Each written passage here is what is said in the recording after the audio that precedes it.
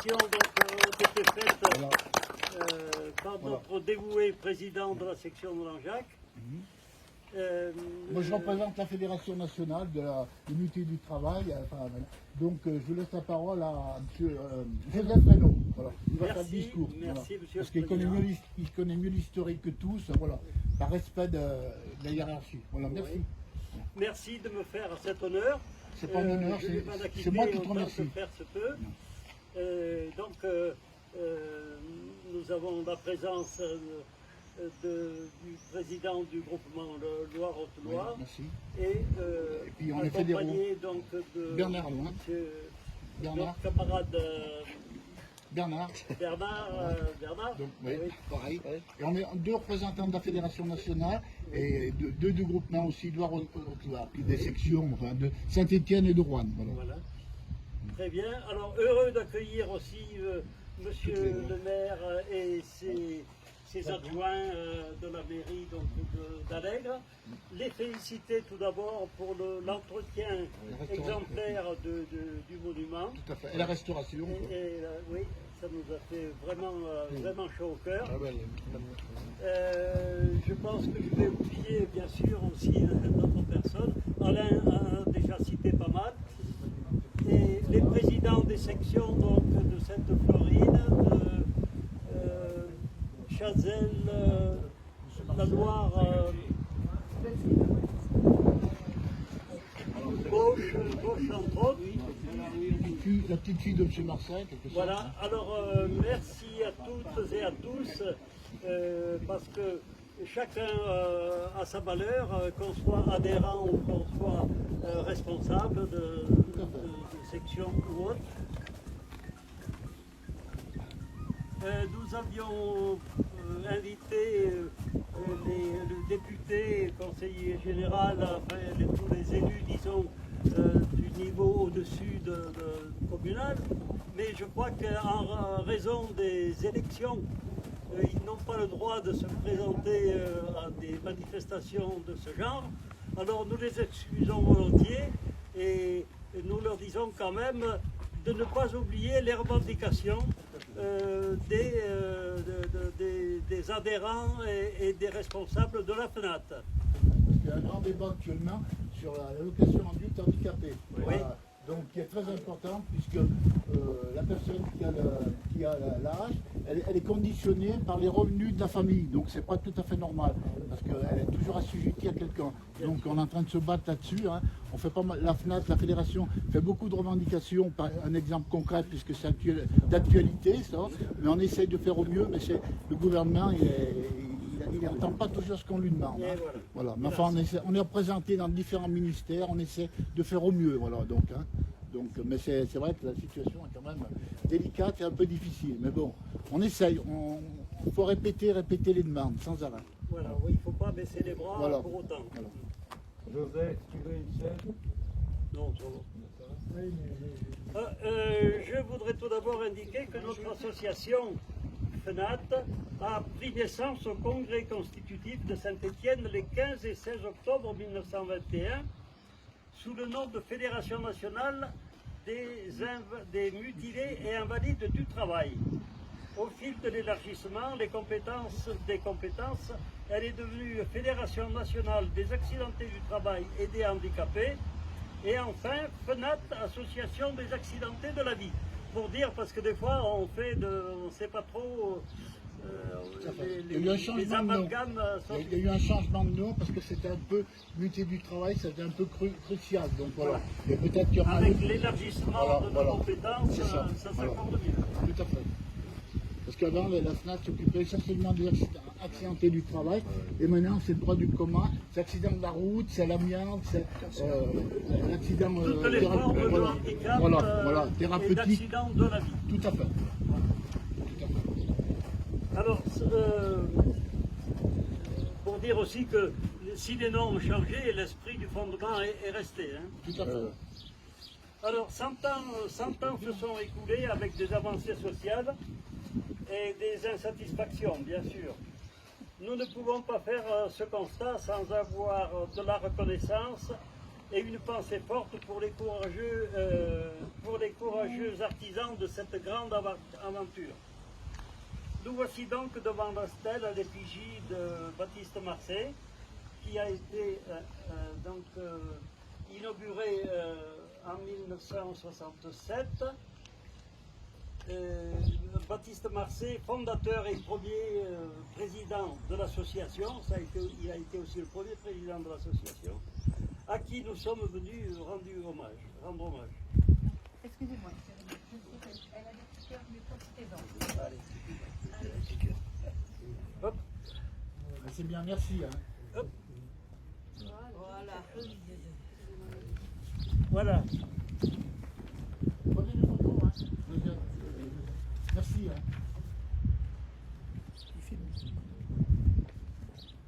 Voilà.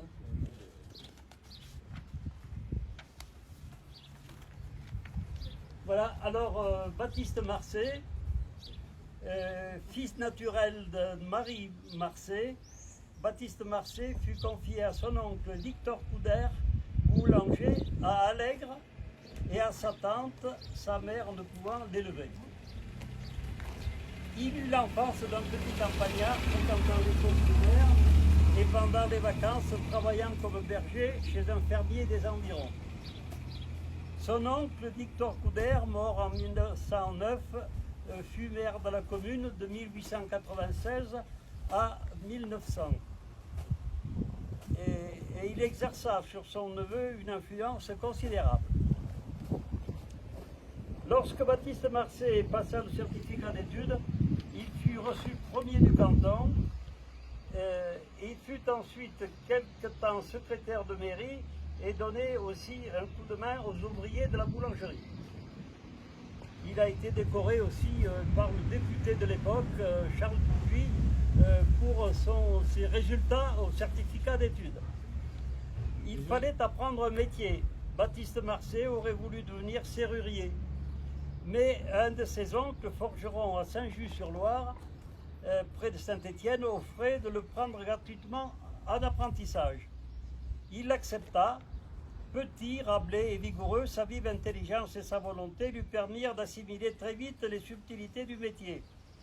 À la fin de 1899, Baptiste Marsay était un forgeron qualifié. Après quelques mois de travail à Saint-Rambert, il gagna Saint-Étienne. Vous m'entendez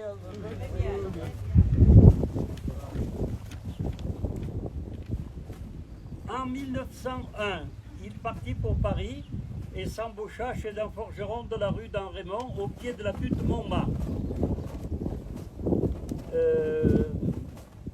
Il vit Jean Jaurès dans une réunion que celui-ci tint dans le quartier et le tribun socialiste fut intéressé par le tableau que le jeune Marsay lui fit de la misère ouvrière dans la région stéphanoise.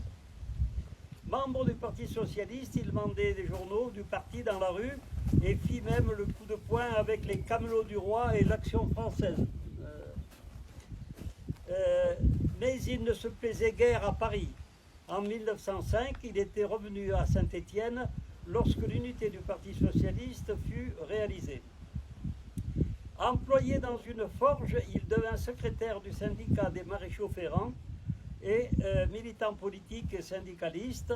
Il fit connaissance à la Bourse du Travail de responsables syndicaux qui eurent une grande influence sur lui. En 1908, au cours de son travail, il fut blessé au bas-ventre par la ruade d'un cheval récalcitrant. Il resta longtemps hospitalisé et en vertu de la loi de 1898 sur les accidents du travail, il intenta une action en réparation. Celle-ci se révéla si difficile à mener que Marsay commença à s'intéresser au sort des accidentés et des mutilés du travail.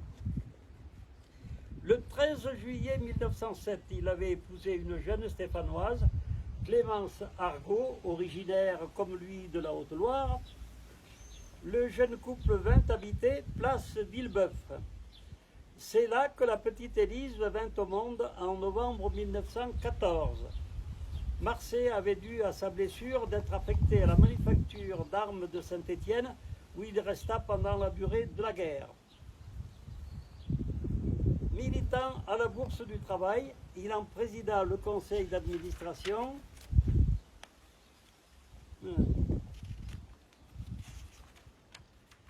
Le 19 novembre 1919 et dès lors fut chargé d'établir le compte-rendu des réunions.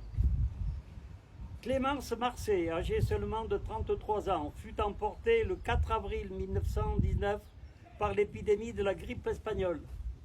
Baptiste Marcet, veuf à 36 ans, connut alors une période de détresse morale.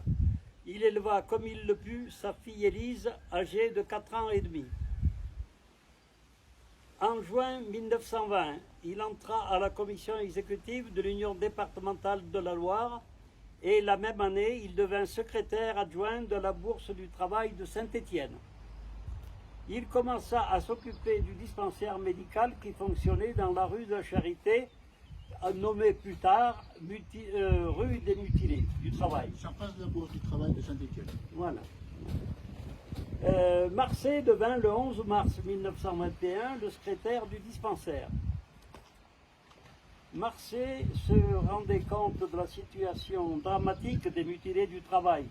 Les rentes fixées selon les critères de la loi de 1898 n'avaient pas changé malgré l'augmentation ininterrompue du coût de la vie depuis 1914. En effet, aucune indexation n'était prévue par les textes. L'État devait d'autre part faire face aux réparations destinées aux victimes et aux veuves de guerre et accorder peu d'attention aux problèmes des mutilés du travail qui lui apparaissaient comme secondaires.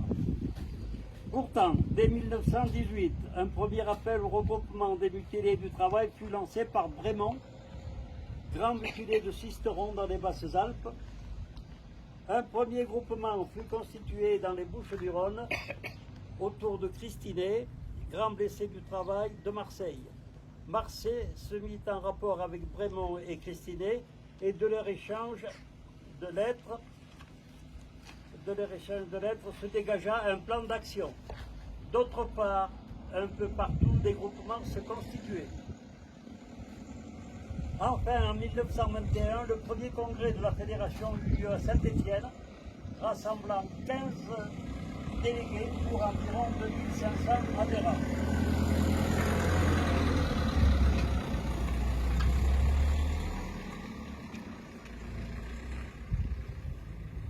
Son retentissant fut modeste. Cependant, des parlementaires et des avocats assistèrent à ce congrès. Un programme de revendication fut adopté. Baptiste Marcet avait trouvé sa voie de militant. Toute sa vie fut consacrée à la défense des travailleurs victimes d'accidents du travail. Raffin Rémy, nommé membre du Conseil fédéral, et Marcet, secrétaire juridique, sillonnèrent la France entière pour mettre en place les groupements départementaux et expliquer aux mutilés du travail la nécessité de se regrouper pour se défendre. Enfin, l'action des pouvoirs publics, l'action auprès des pouvoirs publics. Le temps fort en fut en 1926 le défilé dans Paris d'un groupe de mutilés du travail, puis leur réception par Poincaré, président du Conseil. La législation s'améliora dès 1922. Le Parlement avait voté une loi qui, pour la première fois, accorda une majoration aux pensions des victimes du travail. En juillet 1924, une loi accordait une allocation, je passe pour ça. Depuis 1922, 18 lois avaient été votées. Les parlementaires qui soutinrent les projets de Marcet en 1923 étaient plus de 300. Après 1930, l'action auprès des pouvoirs publics continua. Marcet se rendait fréquemment à Paris. En 1931, une loi accorda aux mutilés une allocation pour tierces personnes. En 1936, une loi fixa le droit des mutilés à l'appareillage, sans oublier les lois qui régulièrement portaient revalorisation des rentes. En 1940, Marcet accueillit l'annonce de la défaite avec rage et amertume. Mais il voulut tenter l'impossible pour conserver les acquis de son œuvre. Il se rendit à Vichy pour défendre les mutilés du travail. Mais même si la fédération était politiquement neutre, les opinions socialistes de notre camarade Marseille étaient politiquement connues. En février 1941, il fut arrêté et transféré au camp de Saint-Germain-les-Belles dans la Haute-Vienne. Il fut libéré grâce aux innombrables démarches effectuées par un de ses vieux camarades, Jules Archaud de la Haute-Loire, qu'il rejoignit à Saint-Étienne après où il reprit par Jules Archaud, un de ses vieux camarades de la Haute-Loire, que nous allons honorer aussi tout à l'heure, la fédération de Langeac, parce qu'il a créé la section de Langeac en 1931. Après la libération, après la libération, Baptiste Marseille reprit le combat des mutilés pour les mutilés. L'action auprès du Parlement aboutit au vote de nouvelles lois. Loi Cordonnier en 1949 qui accordait une allocation aux invalides civils, c'est-à-dire aux infirmes de naissance. Loi de décembre 1954 intégrée au Code de la Sécurité sociale qui instituait pour l'avenir un système de revalorisation automatique des rentes. Le père Marseille, entre guillemets, il avait 71 ans en 1954. Était resté simple et modeste, le béret sur la tête cachait sa calvitie, une forte moustache blanche barrait son visage. Il était resté un peu bourru, exigeant avec les autres, comme il l'était avec lui-même. On a oublié le béret ici. C'est pas le béret basse, c'est le Béret de la Haute-Loire, voilà. Il voulut réaliser au soir de sa vie une œuvre à laquelle il pensait depuis longtemps. Installer la fédération dans ses propres locaux. Le 6 avril 1952, la première pierre de la maison des mutilés fut posée, avenue Émile Loubet, à Saint-Étienne, en présence de nombreuses personnalités. 2 ans plus tard, l'immeuble était construit pour abriter les services fédéraux ainsi que ceux du groupement local. Depuis 1922, 49 lois avaient été votées. La fédération montrait dans tous les domaines son efficacité. Baptiste Marseille était devenu pour les mutilés du travail le père de la victoire, disait-on. Le poste de président fut créé pour lui et son vieux compagnon Saint-Marc le remplaça au poste de secrétaire fédéral. En 1963, il tomba malade et mourut le 10 mai 1964 dans une maison de repos à Allègre, le pays de son enfance.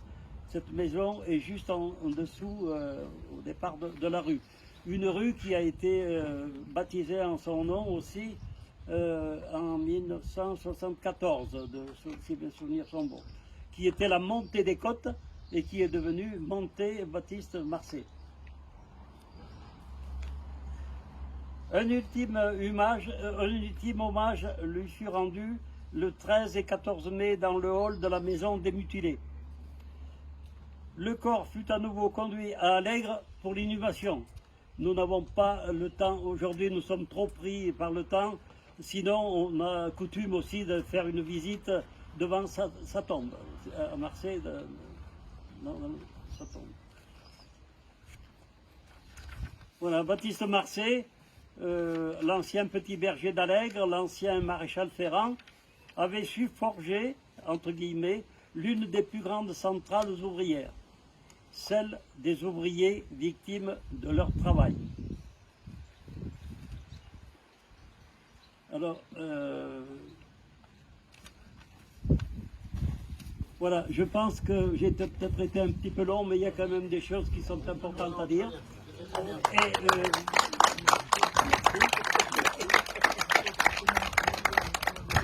Et, je vous propose maintenant que nous observions un moment de silence et de recueillement en la mémoire de notre camarade Marseille, en pensant à lui, à ce qu'il est pour sa famille. Nous sommes aussi en rapport avec sa famille. Il a un petit neveu ici qui... Ah mais... Oui, je suis la femme de Jean-Michel Perrin. Voilà, donc Élise a été élevée par la grand-mère, une vieille grand-mère de Jean-Michel. Donc on a plutôt la famille d'adoption, voilà, plutôt que sa propre famille. Je suis navré de ne pas vous avoir suffisamment remarqué, madame, excusez-moi. Je vous en prie, Je monsieur. vous Non, avais- je crois que non, on m'a accueilli. Vous étiez sur ma feuille en premier pour vous remercier de votre présence. Je le fais quand même maintenant. Et- Attendez, Vous avec tout le monde peut-être. oui. Vous la prendrez avec enfin, un petit film. Je suis un peu gêné. Bernard. Lui aussi, voilà, la mairie. Allez. Enfin, un petit film. Bah, oui, on va prendre la